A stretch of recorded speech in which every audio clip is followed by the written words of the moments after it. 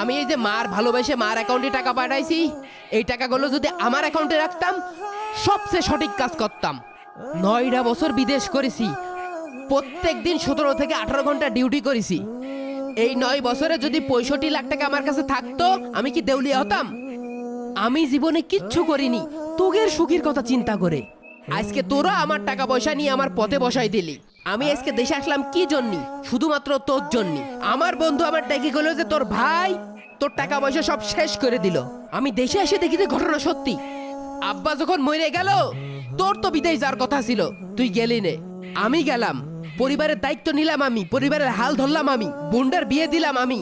তুই যে এতগুলো টাকা নষ্ট করলি, তুই কি ভাবলি নে এই টাকাগুলো আমাদের পরিবারের টাকাই? তুই কার টাকা নষ্ট করলি? তুই তো তোর টাকাই নষ্ট করলি। তাই প্রবাসী ভাইয়েরা, আপনাদের বলছি, সব টাকা পরিবারের হাতে দেওয়ার আগে সতর্ক থাকুন।